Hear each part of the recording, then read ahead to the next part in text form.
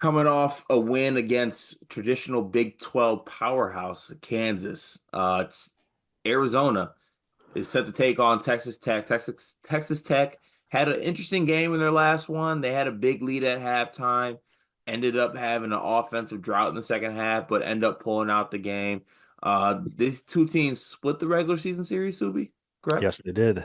With the regular season series. Both home teams won in each case, so neutral court game here. Texas Tech taking on Arizona. Subi, I'll throw it to you. Your Wildcats, it's your floor. Big game. I'm excited for this one. I think I remember look, X has gone down, Twitter's gone down the complete tubes where it's impossible to find my old tweets now, but I'm pretty confident that after that second game in McHale Center where Arizona beat Texas Tech, I was like, we need a rubber match. And I'm so glad we got it here in the Big 12 tournament semifinals. Let's look at some players.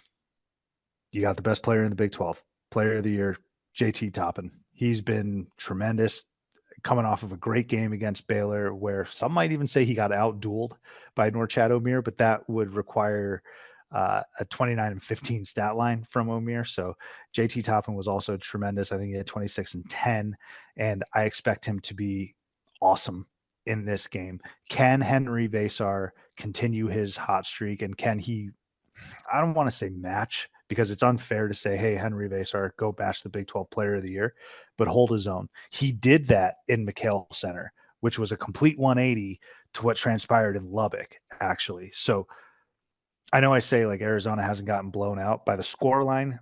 They let the rope go the last 4 minutes, but folks know that Texas Tech Arizona first game was very tight, and Henry Vasar just got punked straight up. I'll be honest with you. Even Federico was punking Henry Vasar. I don't think that's going to happen. He's grown so much. He just had a really good performance against Hunter Dickinson, but I'm really excited for that Vasar Toppin matchup. And I do think, Cart, that the reason these two teams split is because they have such great home court advantages. Hmm. It's tough to win in Lubbock. It's tough to win in McHale Center. Yeah. And I think that really propelled both of these teams. I will say this: very, very horrified and terrified of Texas Tech shooting the three, or at least starting the game like they did against Baylor, Hmm. because I'm still not sold on Arizona's defense as a whole, especially the perimeter. Like Arizona just gave up a 4 for 4 shooting night from three against DeJuan Harris. I'm really nervous about what the likes of Texas Tech shooters can potentially do. But to kick us off, Cart, Toppin versus Vasar. How's the crowd? Who's going to bring a bigger crowd? I don't really know about Texas Tech's crowd. That's no disrespect. I don't know if they travel to Kansas City. I know Arizona fans travel. So whose crowd is going to give them that extra bump? And then can Arizona limit the threes early out of the gate?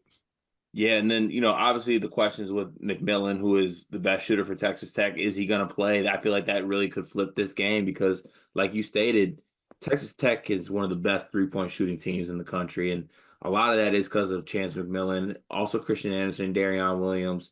I think it's going to be massive. But to your point with JT Toppin, first off, I got to hit my quota. JT Toppin is a real life monster. That kid is so good. It's ridiculous. The fact that he's a sophomore is insane. The fact that him and Donovan Dent and Jalen House were on the same team for New Mexico last season and that didn't equate to more is disgusting to me. But it's also credit to JT Toppin. He got so much better this season. And you made a great point in this one. I looked to the Arizona Kansas game. You look at the final line for Hunter Dickinson. You're like, okay, Hunter Dickinson had what, 18 and 12. Good game. He was 8 for 18 from the field. In that first matchup, when Vasar played JT Toppin was efficient. He was 7 for 14, 20 points, 16 rebounds in that basketball game. He made it look very light in that game. The second matchup, 21 points, 21 shot attempts, Mhm. 9 of 21 from the field. That's good defense on JT Toppin. You'll take that. I know it's 21 points and he also had 13 rebounds, but that's also like JT Toppin. He does that. You know what he had the next game after that? He had 41 and 15. You know what he had after that? 32 and 12. This dude's a freak. He's that Mhm. good. So it's gonna be massive that your front court. matches his play and is ready for the challenge. And for me to speak to you as an Arizona fan, if I had to put myself in you know what I'm saying, in Tucson real quick, that's where it is, right? It's in Tucson. Hell yeah, man. All right, let me, yeah. Yeah, I'm putting myself in Tucson real quick. I feel good about my front court and how they carry themselves physically and how they've been playing lately, that they can give this, they can make it tough on JT Top. And that's what I'm saying. I'm not saying stop him. I'm not saying do anything like that. Make it tough on him. Owaka's been playing well. He's physical. Vesar's his revolution, whatever he's been going through since Krivas went down. He's just grown every single game I've watched him.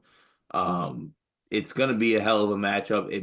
I think the physicality in the front court would be a big matchup.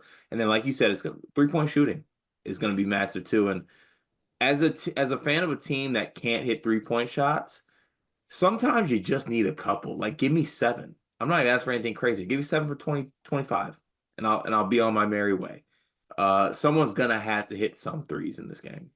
Yeah, I think it's a good point you bring up about the front court. I think Tommy Lloyd's going to try and just throw a bunch of bodies at JT Top. And what I mean by that is not double or triple teamer or anything like that, although that might be a viable option. But what I'm saying is, hey, Tobe, Waka, I need you on him for a stretch here. Henry, I need you on him for a stretch here. Shoot, maybe even Carter Bryant, I need you on him. Just be a little bit of a pest. What I'm nervous about is JT Toppin is so effective and efficient down low that he could also probably get you into foul trouble. And Arizona didn't do a good job defending without fouling against Kansas. So you don't want to give them easy buckets at the free throw line, which is honestly the only way that Texas Tech scored the last 7.5 minutes against Baylor. Again, I don't expect that to happen here in this game against Arizona, but it's going to be an elite front court matchup. And you're right, that second game in McHale, I vividly remember watching it. They made life very difficult for JT Toppin in the first half. Second half, he got his. He made adjustments like great players do, like the Big 12 Player of the Year does, and he got it close. The other thing I'll mention, Carter, one small little item. It's another thing that I noticed in the game against McHale. Texas Tech's transition defense was not very good against Arizona. And there's some teams you can get away with not being good on transition defense. Arizona is not one of them. Now, I might be critical of these guys. I don't necessarily believe in Tommy Lloyd's half court offense, but when Arizona gets out and running, you're in trouble for sure. And when they get easy layups, easy looks, which they were able to do against Kansas and which they've been able to do for, it seems like, all of their existence as a program, you're in trouble.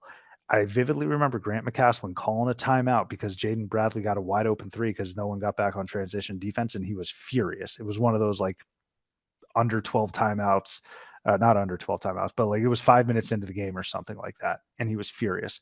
So Texas Tech, the transition defense, that has to be something that they bring to the table in this one. Yeah, I mean, it's also it's one of the more interesting matchups that happen in all college basketball games when a team that wants to play super slow. I mean, not like molasses slow, but Texas Tech wants to play slow. They're not trying to run. Arizona's trying to run. So it's something that, definitely you want to see. And once again, speaking as a team that can't shoot 3-pointers, my Michigan State Spartans love to get out and run. That's what they do. Like if they are going to get buckets, if they're going to struggle in the half court a little bit. Getting out and running is one of the easiest ways to score. And like when you have the athletes that Arizona has on the wings, you want to get, Caleb Love getting some transition buckets, get Jaden Bradley pushing the tempo, finding Carter Bryant, finding KJ Lewis, and getting some easy shots. So it'll definitely be something to watch in this one. I mean, one thing we can say after we went through this game and kind of broke down little things and analytically what we saw, we are, I think, in for a classic, and I think we deserve a classic rubber match, and I'm very excited for this matchup. So let's go ahead and without further ado, let's get to the prediction here. Subi, I have to remind you, you predicted Kansas to beat Arizona. Yeah, I did. And I tried to tell you, you didn't want to come along for that ride with me. I'm gonna give you a chance again. Don't let it sway you whatsoever. But this is a safe space for you not to be doom and gloom if you don't want to. So go ahead and the floor is yours for the prediction. No, I appreciate that. Christian Anderson was really good last time these two teams played. Wasn't very good last game for Texas Tech. I expect a bounce back effort from him. A little curious about Caleb Love's health. He came back and finished the game and played pretty well against Kansas, but there was a moment where he had to like go back to the locker room. As a Celtics fan, I was getting a bunch of Paul Pierce texts, which I didn't necessarily appreciate. But look, Caleb Love, something to maybe monitor his health in this game. I hope everything's all good. Knock on wood. Cats win though. I'm back. I really did think that the Kansas matchup was just a bad matchup for them, and they ended up showing some toughness and resiliency. I've seen this team beat Texas Tech.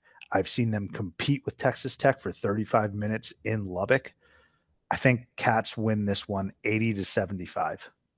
80-75. Okay, so you think how many 3-pointers did it hit? Arizona? Yeah.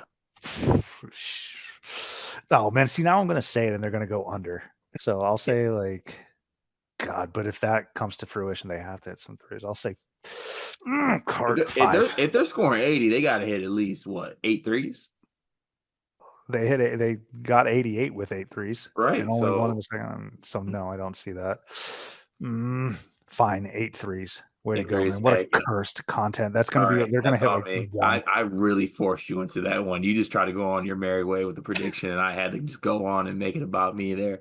Um, this is gonna be a close game. I think it's gonna come down to a possession or two. Might get away late with like free throws or something like that. I'm gonna take Texas Tech to win.